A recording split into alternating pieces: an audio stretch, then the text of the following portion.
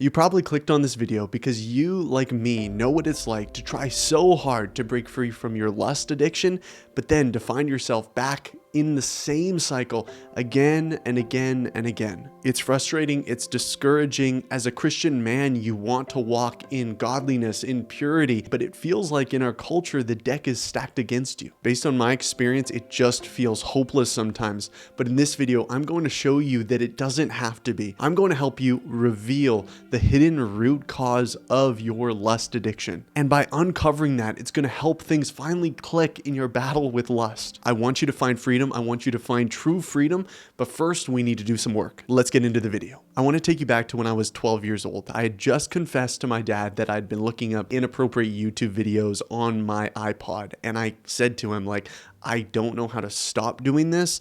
I don't want to look at this stuff anymore, but I have it in my bed at night and it's just a super big temptation. And I was so frustrated. I was so angry, and I would essentially be crying, being like, I don't want to watch this stuff anymore. And I would cry out to God, being like, God, I'm sorry. I don't want to watch this anymore.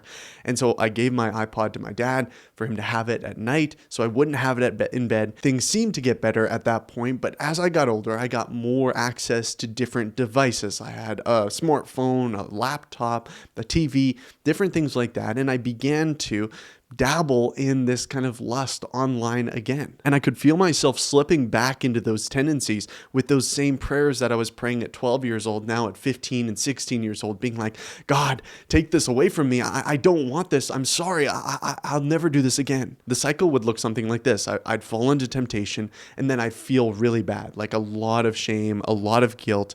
And then I would promise God, I'll never do this again. I'll never do this again. And then, I'd try harder, and eventually I would fall again, and I would go right back into the same cycle. Proverbs 7 highlights the seductive nature of this stuff that we're battling. With much seductive speech, she persuades him. With her smooth talk, she compels him. All at once, he follows her, as an ox goes to the slaughter, or as a stag gets caught fast, till an arrow pierces its liver, as a bird rushes through its snare. He does not know that it will cost him his life. Back in the day, I would read verses like this, and I would understand them so clearly. I'm like, yes, this is what I experienced. Like, this is the seduction that happens, and you don't understand at the time how detrimental it is to your soul. But as you get caught up in the cycle, you're realizing how it's impacting your thoughts, intrusive thoughts, your behavior. There's some addictive tendencies to it.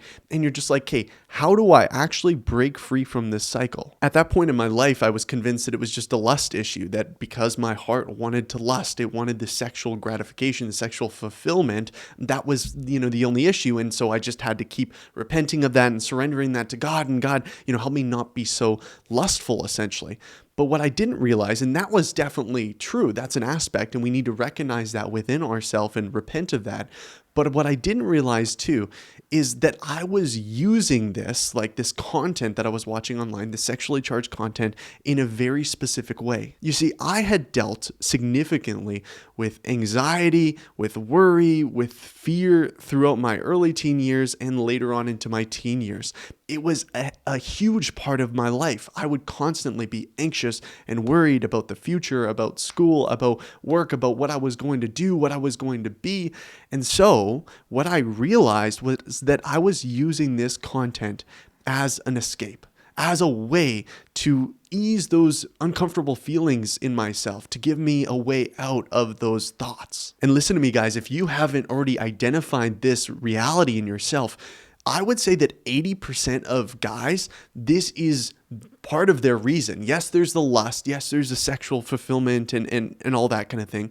But it's because they're trying to avoid depression, anxiety, things that are going on in their mind and their heart and their circumstance that they're trying to avoid. Now in this next part, I'm going to show you how to actually deal with these emotions, these circumstances in a healthy way in 3 steps. But before we get into that, you need to, if you're not already, Get some accountability. Covenant Eyes is a great way for you to find online accountability. You get somebody in your life to be your accountability partner, and Covenant Eyes will send them a monthly report of your internet usage so then you can stay accountable with them. Listen, guys, Covenant Eyes is 30 days free if you use my link in my description. Sign up, seriously. And if you find that it's not helpful after 1 month, you can cancel it. But seriously, I think this is going to be an essential aspect of your game plan in battling against lust. It's an affiliate link too, so by signing up, you also support this ministry. Now, I recognize that I was using these lustful videos online as a way to cope with the negative emotions that I was experiencing. This was a coping mechanism. And when I realized that, I was like, okay, you know what? I can stop doing that. I just need to cut it out and realize that, I don't need this to deal with these emotions. So what I did is I actually replaced it with other coping mechanisms. Food, I would go, wake up late at night and I would go to, the kitchen and I would eat so much food. It would be like mac and cheese, chips, cereal, burgers, like any leftovers in the fridge. I would just eat anything. I would make a whole meal. I would make another meal and I would just binge like crazy. I would wake up in the morning so full, my stomach would hurt, it'd be so painful. And then that evening, I do the same thing again.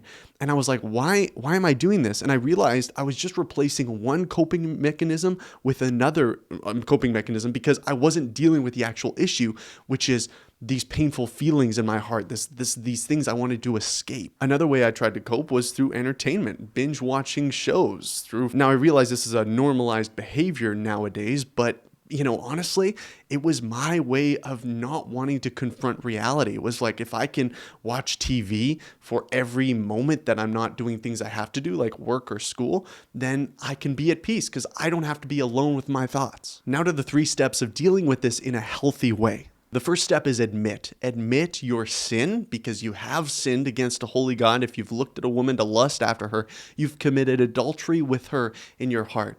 But also admit your pain to God, where you're struggling, where your fear is. This is David crying out to the Lord in Psalm 6. I drench my couch with my weeping. My eyes waste away because of my grief. It grows weak because of all my foes. We think of David as slaying Goliath as being this warrior king, and yet this is him being real and honest with God. You should do this. This is a next level relationship with God that can only come about through authenticity and realness. God will not reject you. The second step is surrender. Surrender this pain to God. That is super hard because we want to take it in our own hands or we want to utilize other things so then we don't have to think about it. But to surrender it to God is very different. It's not to hyper focus on it. It's not to just be dwelling on it and festering on it. There's something going on in your life or there's anxiety or there's fear. Let me just fester on it instead of escaping from it. No, I'm going to surrender it to God, to give it to God, to lay my burdens and my cares and my worries on Him. The only way that I've found to be able to do that is to make it a rhythm of life throughout your day. When you're feeling that anxiety or that fear or that worry or that jealousy come up within you, surrender that emotion to God. God, I give you this fear. Please give me a spirit of truth and of joy and of peace in you. Remind yourself of God's promises to you. The third step is to receive. Receive God's comfort, receive His peace. This is what David said here in Psalm 23. It says, even though I walk through the valley of the shadow of death, I will fear no evil, for you are with me. Your rod and your staff, they comfort me. As much as we want to do things practically to help us avoid temptation and avoid falling into lust, we can do as much of that and get accountability and all that as we want. But if we're still having these negative emotions that are leading us into escapism, into sin, because we use this as a coping mechanism, we're going to have trouble. Because when you feel those things, you need to retrain yourself in how you deal with them. Because if you go to masturbation or pornography or lust, that it will make you feel better for a moment, right? But it'll make you feel better. You've trained your body and your mind and your soul to think that way.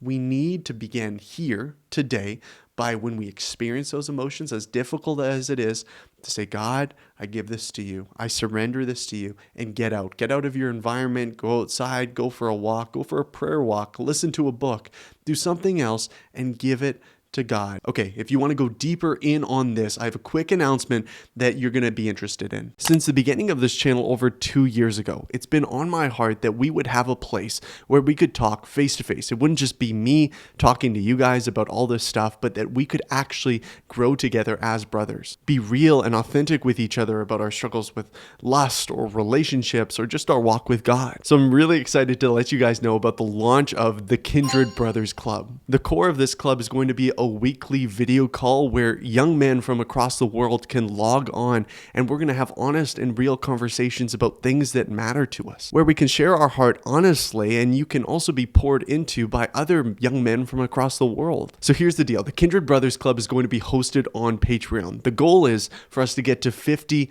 paid members before we start the weekly call. From there, I'm hoping to expand and offer other resources for club members, as well as other support groups that might be focused more on pornography addiction and things like that. I know some of you just can't afford the $7. Things are tight right now and you can't join right now.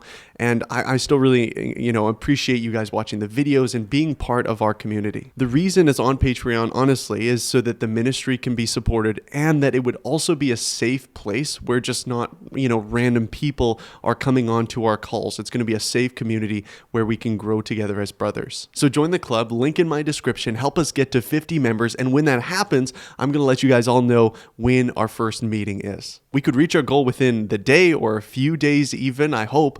And so be on the lookout for once you join the club to see when the first meeting is. Thanks so much, guys, for being a part of this. And until next time, keep pursuing the mission.